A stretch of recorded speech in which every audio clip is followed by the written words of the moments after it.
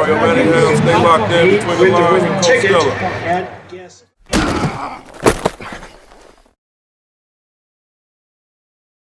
We back. It's tournament time between the lines with Coach Stella, man. We done cleaned out the regular season, and it's time for the tournament. Coach, man, how you feeling? Feeling great, bro. How you feeling? Man, I'm feeling great, man. Like the old folks used to say, put the children in bed. It's time for the grown-ups to go out and Time play. for the grown-ups to go play, man. So, hey, for all those who not partaking in the postseason, shout out to all you seniors. Facts. Shout out to all the teams and players and communities, you know what I'm saying, who won't be participating that also gave us a great season. Yeah, for sure. Let's get right into it, Coach. Man, we're gonna start out with the Stethoscope recap. We're gonna talk about a few of the games that we use to close the season out. That we're gonna talk about, No and then doubt. we're gonna go into the other parts of our show. So get us started. First off, we're gonna start out with Austintown Fitch going into Warren G. Harding. Coach, what'd you see? Like you said, Friday night we was at St. Ed's at Hoban, bro. So I went home and watched it on YouTube and watched the replay. Fitch won 35-0. It pretty much was the run game and the defense. You know what I mean? Run game had a big time night. Junie Higgs, DeAndre Richard, we know what they bring as far as a 1-2 combination. They got Brady Evans involved in a lot of jets. He got 4 or 5 jets, and I understand why, because every time they gave it to him, he got 8 to 10 yards. So the run game really did their thing. Quarterback CK3 didn't really have to do too much. Play point guard, get it out my hands. And pretty much that was it offensively. Shout out to tight end Desmond Reed, though. Had 2 touchdown catches, one on the fake punt and one also on offense. But that kid does a lot of dirty work. So it was good to see, Coach Parker and the staff reward him to get him some touchdowns, get him some touches, because that kid does a lot of dirty work for that run game. They got a good offensive line, and then when you add him in as a tight end, they have a really good front 5, front 6 that's able to open up holes for them backs. And they did a good job rewarding him, man. Got him in the end zone twice. So a tight end that do dirty work, I know he felt good about that. So shout out to Desmond Reed. The offensive line played a great game. They pretty much controlled the line of scrimmage for the most part. And defense pitched a shutout. You know what I mean? So it ain't too much. I ain't going to overtalk this game.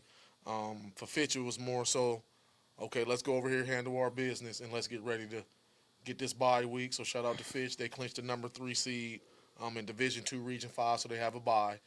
So I think they wanted to go handle business. Let's get out of here. Let's get out of here healthy. Let's have this bye, get our bodies back, get our legs back, and get ready to move forward in the playoffs. So it ain't nothing too much to talk about. It was the defense and the run game that dominated the game. And like I said, congratulations to Fitch. They clinched the number 3 seed in Division II, Region 5, and they'll play the winner of Garfield Heights and Green. That should be a good game, and Fitch will play them at home next week. So that was pretty much it from the Fitch side. It was a run game and the defense, simple and plain. For Harding, I felt like the loss against Fitch Friday was a example, a macrocosm, as people say, of their season. I felt like offensively, they couldn't really get too much going. You will see a run here or a throw here. You will see flashes here and there. But all in all, they couldn't really never get their offense rolling consistently. Seemed like all year they haven't been in rhythm offensively all year. And defensively, I thought probably for the first 2.5 quarters, almost the first 3 quarters, defense played good enough to win or keep you in the game. They did enough. I'm not saying they played perfect at all. They didn't, but they did enough. You're playing against a good team that has a big offensive line, a big tight end, 2 good backs, 2 good receivers, a good staff. So it's not going to be easy. They're going to make their plays. But I felt like the Harding defense was solid enough and played well enough for most part of the game to be in the game or get the win. Specifically, let's start with Tyler Smith. I felt like Tyler had a good year. Of course, it didn't equate to the wins they wanted, but I felt like Tyler had a good year, and he got better every year. He was a better football player this year than he was last year. I felt like Elijah Phillips went out with a bang playing safety. I think they had him down for 18 tackles. So that's good for him. It's not really good for the overall scheme of the defense that the safety has to have 18 tackles. But all in all, you're still happy to have a kid that's willing to stick his nose in there 18 times, get the tackles against 2 good backs. So shout out to E. I felt like E had a pretty good season. Matt Richardson had an interception. The same thing. Matt been having a pretty good season. He make his plays. Xavion Smith flashed mostly from the backside. Asa Birch flashed mostly from the backside. But I felt like all in all, that game kind of was a mirror image of what their season was. A defense that would play hard and play good enough to keep them in games, but offensively we can just never get that traction, get that identity, get that rhythm to really be considered as a threat on Friday and Saturday nights. Number one, to put up enough points, but then also our defense. Like I don't have a snap count. I'm sorry, but I bet you they played a lot of snaps this year defensively. So that was the biggest thing. But I do want to give out a shout out to Gigi Edmonds. I thought Gigi had a good year. I said it a couple of weeks ago. Gigi had a good year, whether it was kicking field goals, kicking off, punting. I felt like Gigi had a good year. So shout out to Gigi. You've seen the growth of that kid from year one to this year. So that let me know the kid is a hard worker. He cares about his craft. So shout out to Gigi, man. You had a good year. So all in all, that's kind of it. They had a young team. They finished 3-6. You got a young team. It's kind of like what I said when you got the week 7, week 8. You can't use that excuse no more, and you definitely can't use that excuse next year. So all in all, it's time to go have a great offseason to everybody. You know what I mean? Starting with everybody involved in the Warren G. Harding program. Starting with my son and everybody up. I always say my son because I include everybody when I'm speaking on this. So they need to have a great offseason. That's in the weight room. That's running track, speed training. We need to understand and learn if we're committed to winning. And if we're not, we need to get rid of them ones or weed them out. And we need to learn how to get committed to winning and learn how to win. A lot of people just think if you got talent or when you got talent, that equates to wins. It don't. You have to learn how to win games. A lot of times you learn that growing up. But they're going to have to learn that real quick. Let's learn how to win games. And we need to understand our craft. They need craft work. They need film work. They need higher IQs. They need all of that. So all in all, we need Warren G. Harding to have the best offseason they had ever at this point because it's the most important one. Indeed. Shout out to Fitch. They got the W. No doubt. Nice momentum headed into the playoffs. We'll talk more about the playoffs and where they land and who they'll be looking at playing later on in the show. Like I said, shout out to the seniors from the Warren G. Harding team. You know what I'm saying? Going to war for 9 games straight. Win, lose, or draw. It is what it is. But we definitely want to salute you guys for as Coach say, putting your face in the fan for 9 weeks straight. And giving us something to talk about. Facts. Now, and I can only echo what Coach said, as an outsider, but as a, I'm invested into the team as well.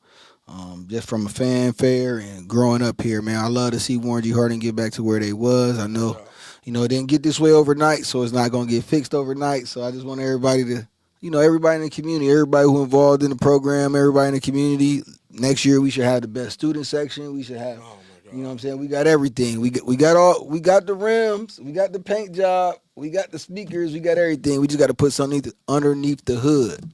That's it. We just got to put something underneath the hood. Can't build something from the top to the bottom. You got to have a foundation first. So we need to have a great offseason and build that foundation. And let's have a good year next year. But for sure, we'll talk about that man. in a few months.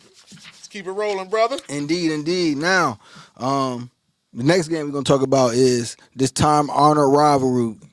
The game known as the game. Massillon went into the Hall of Fame, took on Canton McKinley. Coach, what you see?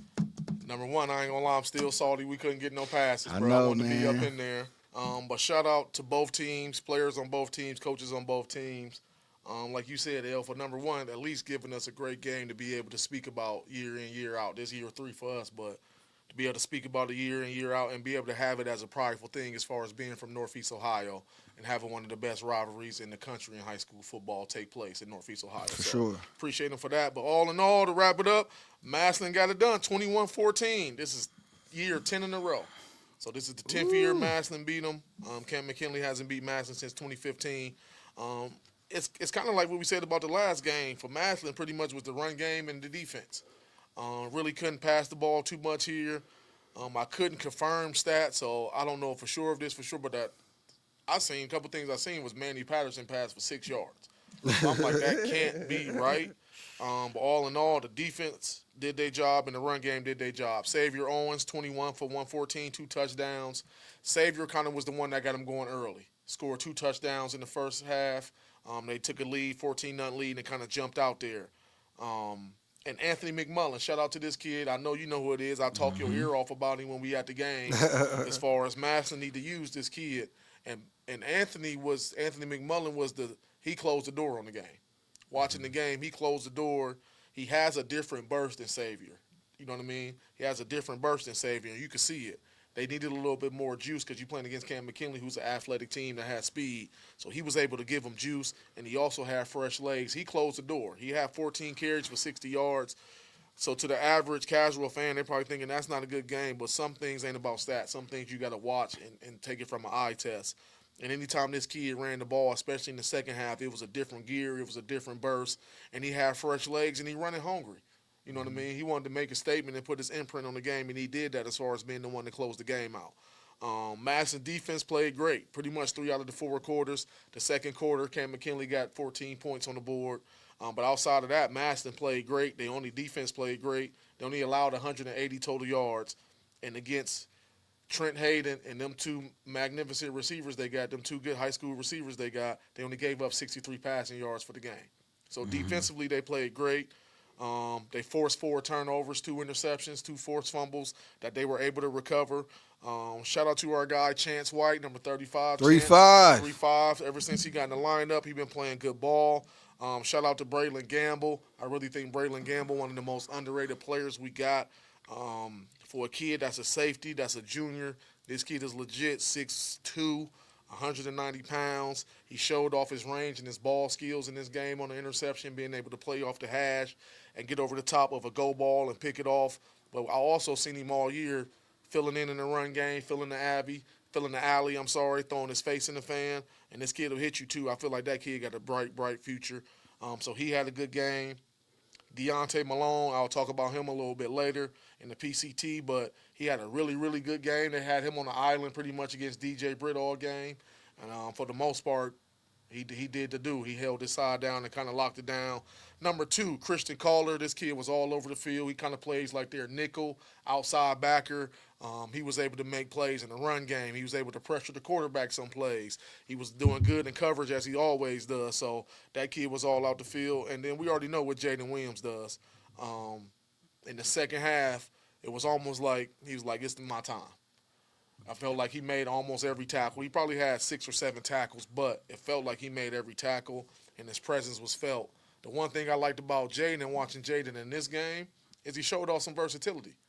On passing downs, they walked him down to the edge, put him in a 2-point. And he was coming off the edge with some bad intentions, so he showed you also, we know how good he is as being an off-ball linebacker, being able to shed and stack and make tackles, being able to read sideline to sideline, gap to gap and make tackles. But he showed me he got another layer to his game, being able to pass rush. So shout out to Mr. Lights Out. He did his thing as always. But the difference in the game, it was 14-14 at halftime. The difference in the game ended up being Deontay Malone. 51-yard punt return touchdown. Soon as the Canton McKinley punter kicked it and came off his foot being a line drive, in my brain I said this isn't good, and of course it wasn't. But a big-time game. Massillon won again, 21-14. With that win, Massillon was 7-3 for the year, so they clinched the number 3 seed in Division II, Region 7. They'll play the winner of number 6 Hoover and number 11 Columbus Northland at home. And so same as we said about Fitch, the same as we'll say about Hoban and St. Ed's coming up here soon is these type of games, it feel good to have a bye week the week after. So our kids can get their bodies back, get back refreshed. So I know that's what Massillon going to do. Shout out to Coach Moore. Shout out to his coaching staff and all the players. Anytime you win in the game, it don't matter what the score is, you won. So they got it done. On the flip side, of course, for McKinley, it's a tough one. They haven't beat them in 10 years. But you know, when I was young, I used to hate when people said after I lost, you got nothing. And I used to be like, yes, I do. We lost the game. But as I get older, I understand what people are saying because, like, when you watch the McKinley game, they got nothing to feel bad about besides losing the game. You know what I mean? They played hard. They played physical. They stayed together.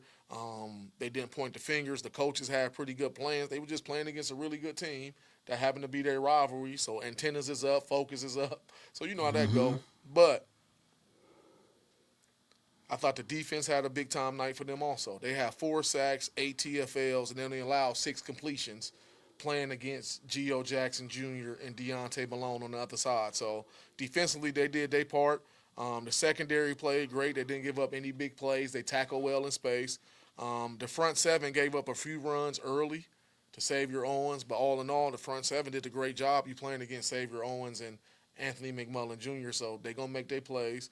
But all in all, I thought the front seven was good, led by Antonio Stevens. Mr. Green Dot himself, he had 9 tackles, was sideline to sideline, tackle to tackle, doing what he do. Offensively, it was a rough night. That was the side of the ball that really hurt the Bulldogs in the second quarter. They had 2 touchdown runs. Shout out to Kylan West. Y'all been hearing me talk about that kid all year, having a great year for a sophomore. He had 19 for 115 yards and a touchdown. He scored a 47-yard touchdown in the second quarter.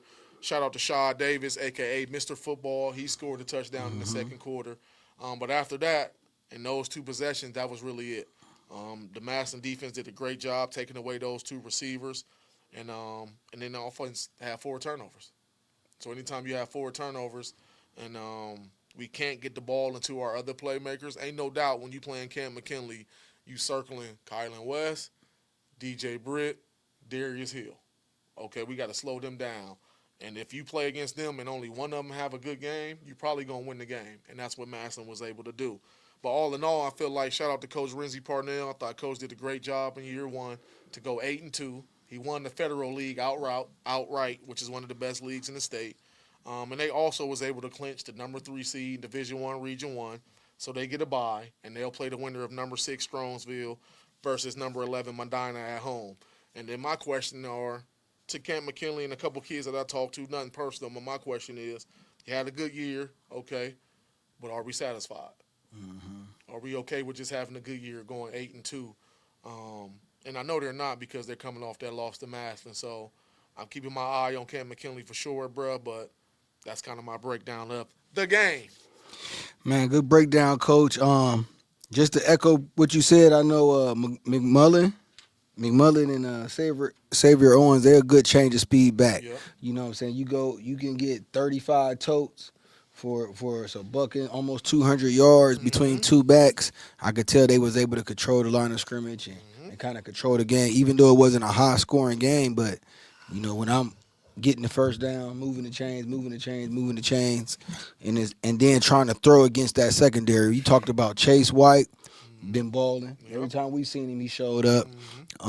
Gamble and Deontay Malone. We got to start talk about Deontay Malone the same way we talk about some of these other guys like C.J. Newell and those guys, because he playing at that level. He a gamer. He been a gamer. He playing both sides of the ball. Every snap. You know what I'm saying? So straight dog, and his imprint is always on the game. All over the game. You know, his imprint is always on the game. So shout out to Deontay Malone. He had a great year. You know, never disappointed every time we got out and had a chance to see him. So no doubt. Shout out to those guys. You know what I'm saying? And, like, one thing I noticed about Massillon secondary, they're rangy. You know, it's so hard to, like, Chase White, he's a good size. Gamble's a good size. Malone a good size. Gamble looks 6'2". Deontay looks 6'6'1". Right. I think Trayon Williams was hurt, but he a legit 6'2". Not 6'2", but 6 foot also, I should say. So that's a great point, bro. They are a big, long, rangy secondary. So we even seen Zach Hackleman get a step on him, and it did because of their range, because of their length. He still wasn't able to capitalize. So shout out to the Tigers, man. No doubt. You know what I'm saying? Good luck to Canton McKinley and Massillon going into the playoffs. For sure, brother. Now, let's get into our Ellie House. Be checking in, man. Keep it locked in, but in between the lines with Coach Stella, you feel me? You did.